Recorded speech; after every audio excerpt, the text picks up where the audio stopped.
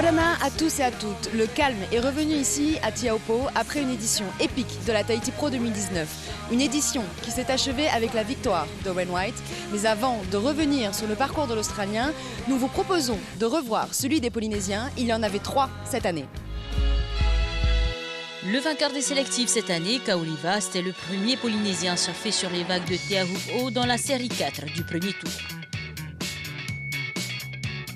Il n'hésite pas à prendre toutes les vagues qu'il peut et gagne ainsi son ticket pour le 3e tour, juste derrière le numéro 4 actuel, Italo Ferreira. Les conditions sont vraiment compliquées déjà. Ensuite, je suis rentré à l'eau, j'avais pas vraiment de stratégie, il fallait juste que je surfe et que je m'amuse. Et voilà, j'ai réussi à trouver une bonne vague qui m'a permis de passer. Je suis content Je voulais juste passer esquiver ce repêchage-là pour profiter de la houle qui arrive. Tu as quand même l'habitude des QS. Est-ce que tu as senti une différence de stratégie avec les meilleurs mondiaux, dont Italo Ferreira? Non, pas vraiment. De toute façon, à force de regarder ses séries dans le CT avec toutes les compètes qu'il fait, et on sait à peu près comment il fait. J'ai l'impression qu'il n'a pas trop de stratégie, il surfe beaucoup. Et ouais, c'est ça qu'il faut faire. Il passe des séries tout le temps et c'est pour ça qu'il est 4e mondial. Ça t'inspire? Ouais, franchement, c'est cool d'être dans l'eau avec lui et surtout d'être contre lui. Matt Heidrol est lui aussi muni d'une wildcard pour cette compétition professionnelle. S'est essayé sur la vague dans la 6e série de la matinée. Matt Hay a affronté dans sa série le maillot jaune du tour, coloré Andino.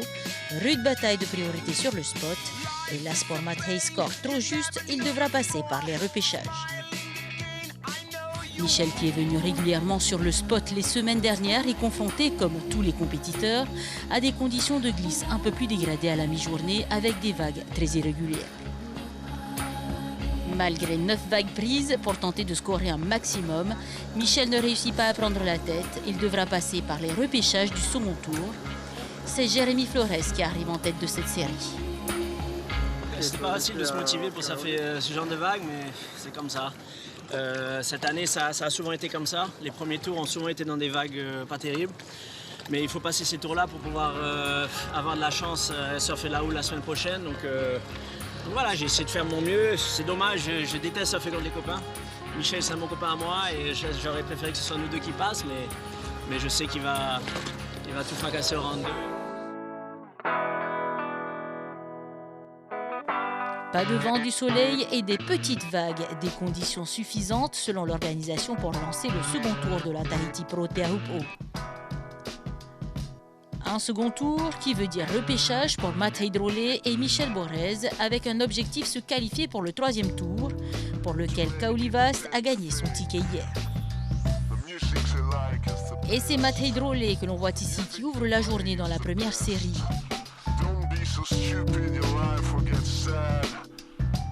Face à lui, le Hawaïen Sébastien Zitz, vêtu du lycra mauve, qui attaque avec une première vague notée 7,33 sur 10, puis une seconde notée 7,07, soit un total de plus de 14 points.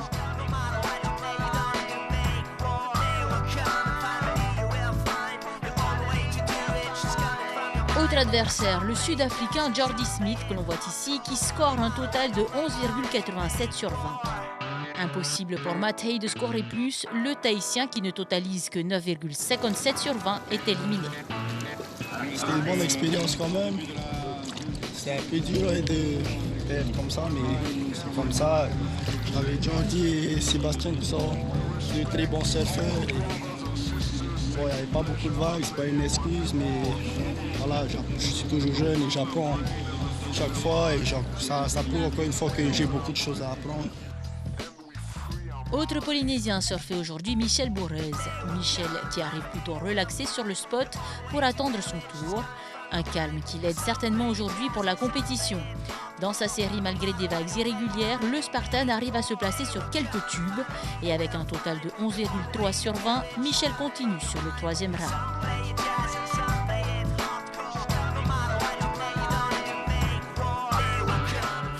Face à lui, le Brésilien Peterson Crisanto, que l'on voit ici au lycra mauve, score une des plus belles vagues du jour, un 8,17 sur 20 et se qualifie lui aussi. Bonne série, enfin, parce qu'il y a des tubes, quoi. C'est pas des manœuvres. Chaque année, on attend Teahupo'o qu'il y ait des bonnes conditions. Et aujourd'hui, c'était pas hallucinant, mais bon, il y avait des tubes, quoi. Donc c'est plus facile. Ouais. Le tube, on va dire que c'est plus facile que de faire des manœuvres. Tu as juste à mettre des fesses dans l'eau et puis tu freines. Quoi. Après, il y a le short vague aussi qui arrive avec, mais j'ai de la chance que ceux qui sont dans ma série, c'est pas forcément les meilleurs dans les tubes. Michel Bourrez dans l'exercice de son art. Le Spartan est actuellement classé 11e meilleur surfeur. Face à lui, Sebastian Zeitz, le Hawaïen, classé 23e ici avec son casque noir. Lors de ce duel, peu de grosses vagues ont montré le bout de leur nez. Alors il fallait se battre sur chacune d'elles. De plus, avec les jours de compétition annulés pour manque de vagues, les duels se chevauchent. Les surfeurs se retrouvent à 4 dans l'eau en même temps. Pas l'idéal pour la compétition. C'était dur, hein, parce que bon, c'est la première fois qu'on essaie le overlapping hit ici, donc on est 4 à l'eau. Et les 20 premières minutes, on n'a pas la priorité, donc on est obligé de suivre ce que les autres dans la série d'avant font. Quoi, hein. Mais bon, voilà, ça s'est bien fini, donc c'est le plus important. Effectivement, ça se termine bien pour Michel. 9 vagues prises contre 7 pour son adversaire. Pourtant, le natif de Rurutu est mené par le Hawaïen. Vraiment trop petites les vagues pour le Spartan. Alors, il puise au bout de ses ressources et au fond de l'océan. Sur la toute dernière vague, il marque 6,17 points. Celle-là était conséquente. Bourrez qualifié pour le 4e tour. Le surfeur de gros est heureux de retrouver les dimensions de vagues fidèles à la réputation de Teahupo'o. Ouais, je suis enfin content d'avoir ce genre de conditions. Bon, la série juste après moi, il y avait beaucoup plus de grosses, donc je l'ai préféré peut-être être dans cette série parce que c'est plus facile, on va dire, quand c'est plus gros, hein, parce qu'on est sûr que la vague elle tube et qu'il y a de la place dedans. Mais je suis quand même content d'être passé. Ouais. Les grosses vagues sont belles et bien de retour. Le Français Johan Duru, classé 17e mondial, en profite. Il affronte William Cardozo, le Brésilien, en mauvais blanc. Pour ces deux-là, c'est un festival de grosses vagues auquel ils n'étaient pas habitués durant les compétitions.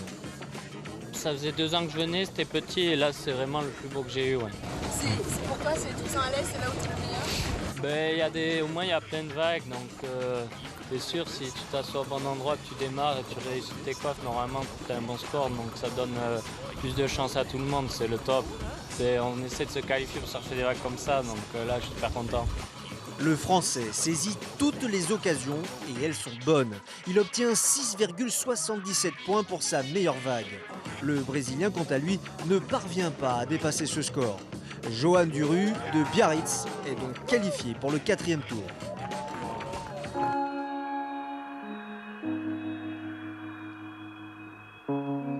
Autre Polynésien dans cette compétition, le jeune Kauli Vast, qui a gagné les sélectives de cette année.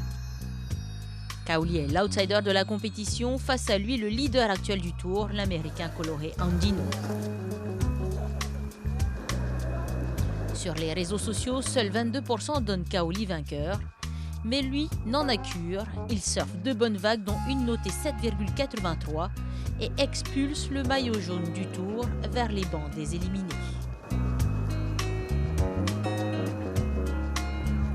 Une très belle victoire pour Kauli.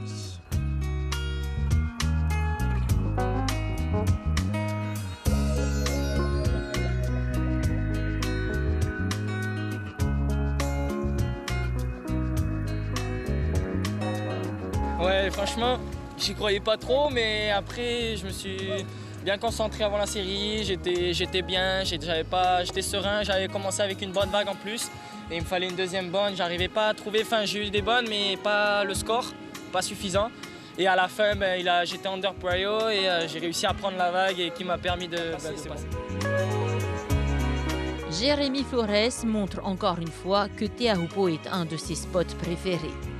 Vainqueur de l'édition 2015 de la compétition professionnelle ici même, le Réunionnais n'a aucun mal à se débarrasser de son adversaire, l'Australien Wade Carmichael. Jérémy se qualifie pour le 4e tour sans trop de difficultés.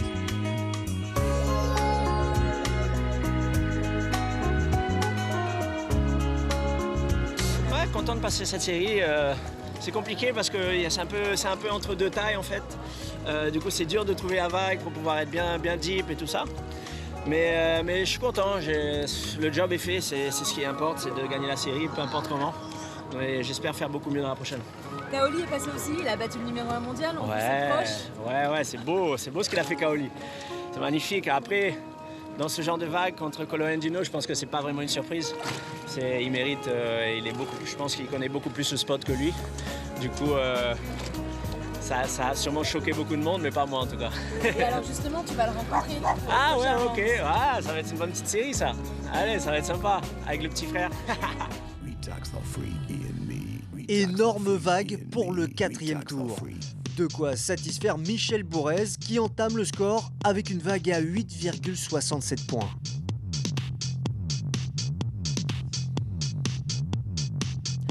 Face à lui, Owen Wright, le 12e mondial. Ce dernier surenchérit avec une vague à plus de 8,83 points. L'Australien enfonce le clou avec une autre à 9,67 points. C'est proche de la perfection. Mais Michel n'est pas loin, il chevauche des monstres lui aussi, dont un qui lui rapporte 9,43 points. Mais c'est insuffisant au total. Bourrez éliminé de peu, mais loin d'avoir démérité.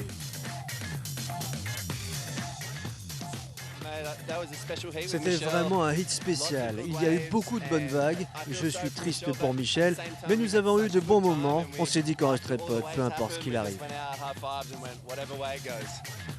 Terrible déception pour le Spartan qui a tout donné.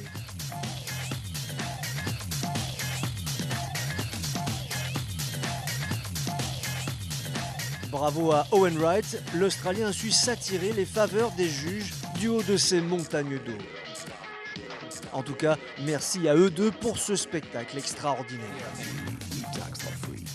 Défaite également pour Johan Duru dans la 3e série de ce 4e tour. Après 2 bouffes, il s'incline avec un score total de 9,27 points face au champion du monde 2015 Adriano de Souza. La tempête brésilienne, comme on l'appelle, engrange plus de 17,5 points au total. Dans la 5e série du 4e tour, on retrouve Kaoli Vast contre Jérémy Flores. Cette série, c'est comme une battle en famille. Pas besoin de jouer la priorité avec les conditions de houle qui se sont améliorées. Chacun fait de son mieux pour réussir à scorer les meilleures vagues. Après une tentative échouée, Kaoli se retrouve dans la mousse au point d'impact, heureusement récupéré par des Water Patrol aguerris. Vast est rapidement ramené sur le line-up, là où se forme la vague. Il récupère auprès de son caddie son petit frère une nouvelle planche avant de ramer de nouveau vers le large. Face à lui, un Jérémy Flores en confiance et habitué des conditions de gros sur le spot lui aussi.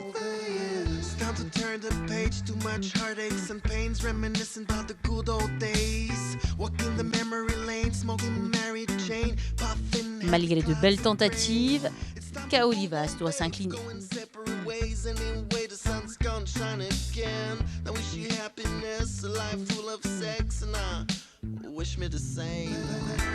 Et c'est direction les quarts de finale pour Jérémy. Jérémy qui était sorti vainqueur à la Taupo en 2015. J'étais vraiment content d'avoir fait un hit contre lui. Après, c'était gros, il a une bonne vague, j'étais content. En plus, c'était cool parce que vu qu'on est copains, c'était chacun son tour. Moi, j'étais content qu'il y a, il était content pour moi et franchement, il n'y avait pas de... Tout était parfait et c'était vraiment... ça faisait plaisir. Kaoli, c'est le petit frère, je pense qu'il aurait aimé gagner, c'est sûr, mais je suis tellement fier de lui pour tout ce qu'il fait, tout ce qu'il accomplit. Je pense que c'est un exemple à suivre pour tous les jeunes, surtout à Tahiti, mais partout en France, en Europe, parce qu'il s'entraîne énormément et c'est un surfeur qui va faire partie des meilleurs mondiaux très, très vite.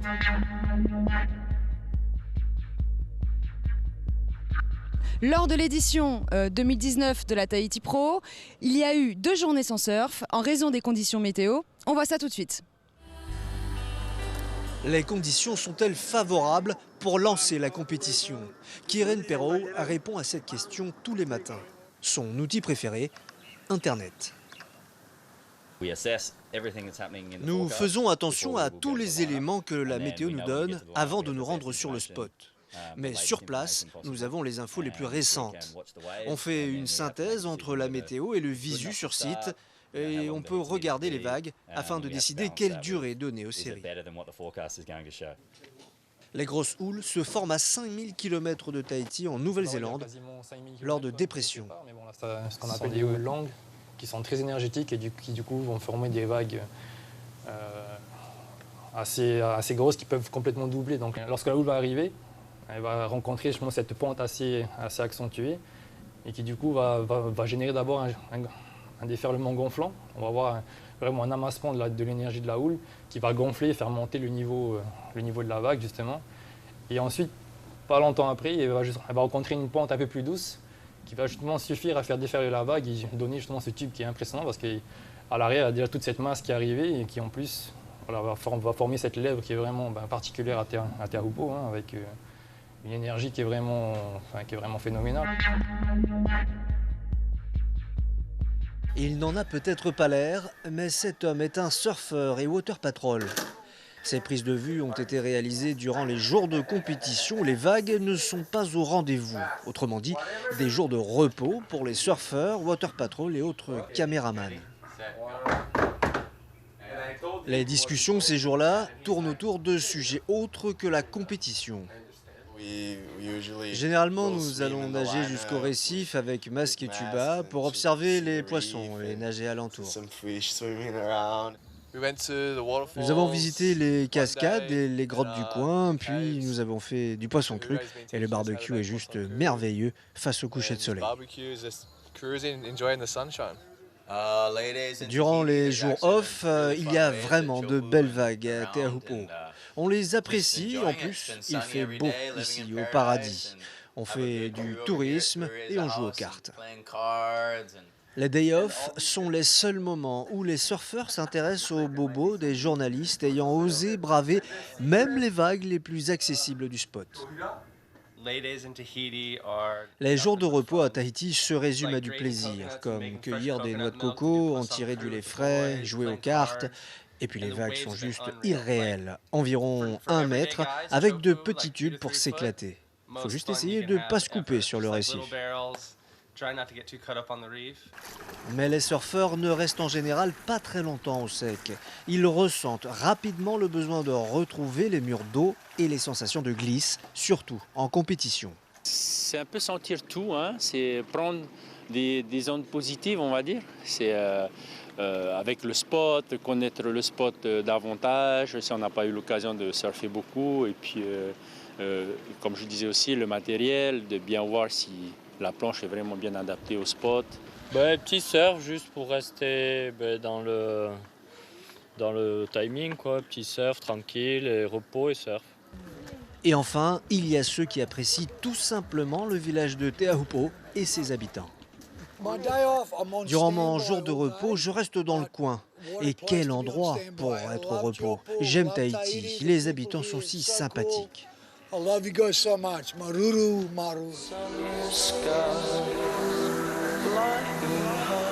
Des day off, c'est l'idéal pour reprendre des forces et attaquer le Wildcat. C'est certainement ce qu'ont dû faire l'Australien Owen White et le Brésilien Gabriel Medina, les 2 finalistes de la Tahiti Pro 2019. Revoyons tout de suite ce qu'ils ont fait. Les grosses séries de vagues sont encore présentes pour le début des quarts de finale. Jadson André, le Brésilien, place la barre très haut pour l'entame avec une vague à 9 points.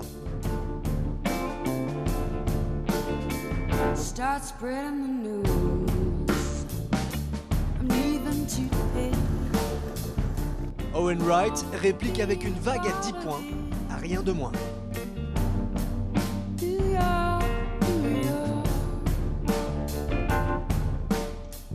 Après 35 minutes de plaisir pour les yeux, Wright voit juste, il se glisse dans des tubes profonds et se qualifie pour les demi-finales avec un score total de 19,07 points. Difficile de faire mieux. Jadson André, qui n'a pas démérité, concède la manche avec 16,67 points. Je me sens super bien, c'était de bonnes vagues pour commencer avec de jolis tubes qui ont valu 10 points. Je savais que Jetson serait difficile à battre. Il charge du gros et évolue dans du tube profond. Mais j'ai eu la chance d'avoir de meilleures vagues. Fini les belles vagues pour le troisième quart de finale. La meilleure de Gabriel Medina atteint 6,50 points.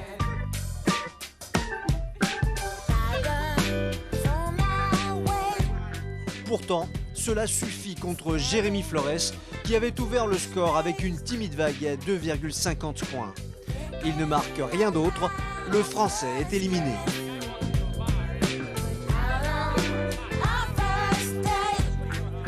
Je savais que Medina allait prendre des 5, des 6, c'est un peu son jeu. Mais pour le battre, il aurait fallu que je chope une plus grosse vague, une vague de série, et j'ai attendu toute la série, elle n'est jamais venue. Et j'ai pas vraiment de regrets parce que je pense que c'était la tactique pour battre Medina, qui est le meilleur sur cette vague.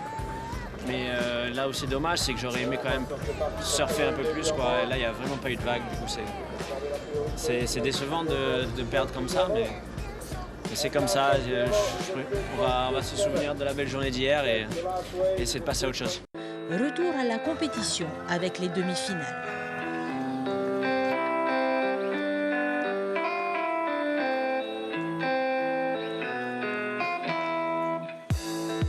Premier à se qualifier, l'Australien Owen Wright, vêtu du lycra jaune, qui avec une vague à 8 points et une autre notée 7,67, met KO le Sud-Africain Jordy Smith, portant le lycra mauve.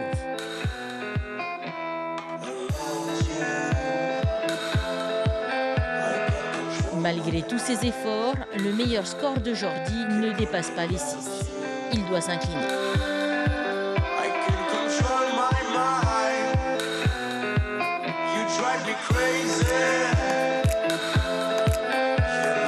Wright réussit une deuxième année de suite à atteindre la finale sur le spot de Half End.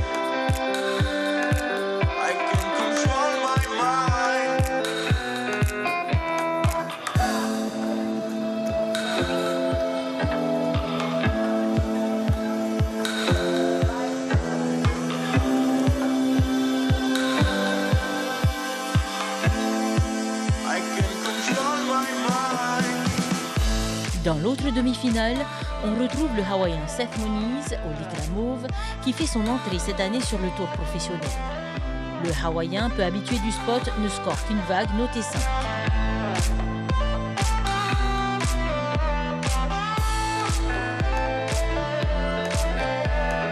Son adversaire, un poids lourd du tour, le Brésilien Gabriel Medina, double champion du monde en 2014 et en 2018, 2 années pendant lesquelles il a aussi gagné à terre ou haut.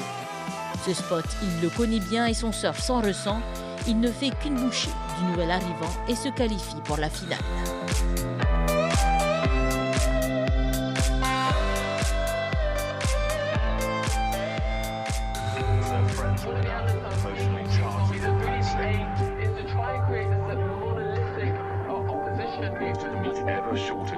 Comme en 2018, on retrouve ainsi en finale l'Australien Owen Wright en jaune contre le Brésilien Gabriel Medina ici en mauve.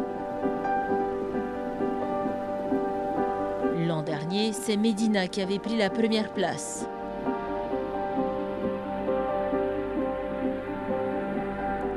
Cette année, Owen Wright veut ainsi prendre sa revanche et fait tout pour ça. Malgré une bonne vague notée 7 points, Wright redouble d'efforts pour décrocher une meilleure note.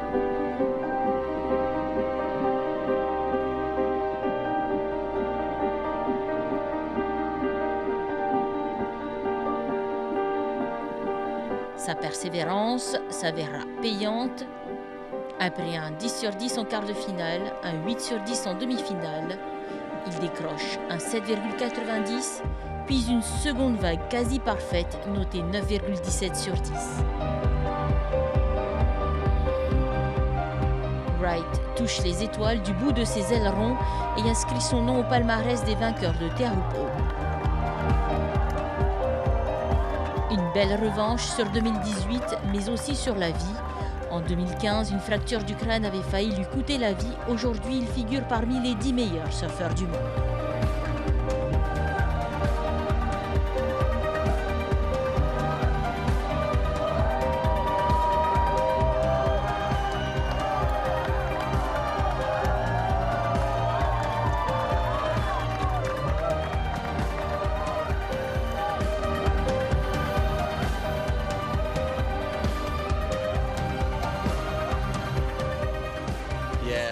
J'ai adoré les grosses vagues cette année, je suis super content des conditions de glisse.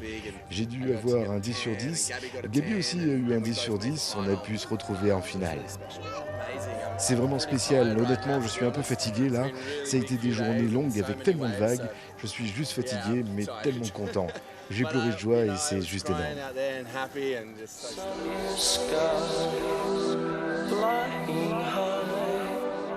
Hira, que peux-tu nous dire du classement de Michel Bourez suite à cette compétition? Alors Michel Bourez, il perd 2 places. De la 11e, il passe à la 13e place. Alors, Kaoli Vast a battu le premier mondial. Du coup, il a complètement chamboulé le classement du CT. C'est exact, parce que Kolohe Andino, lui, de la première place, il est descendu à la 3e. Et celui qui prend le maillot jaune maintenant, c'est Philippe Toledo. Et qu'en est-il d'Owen Wright?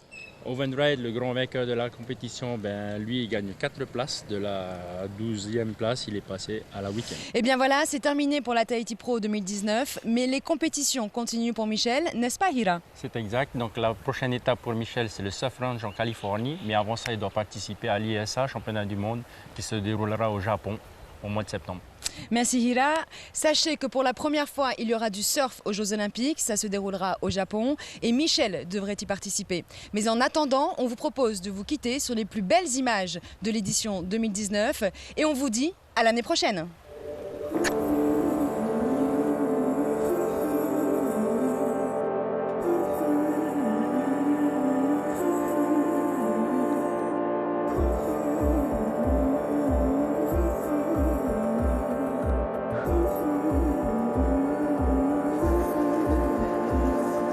I'm so close to your heart.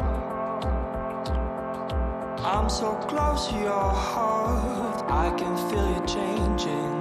You're too close to my soul. You're too close to my soul. You can smell the fire. And I've called you home.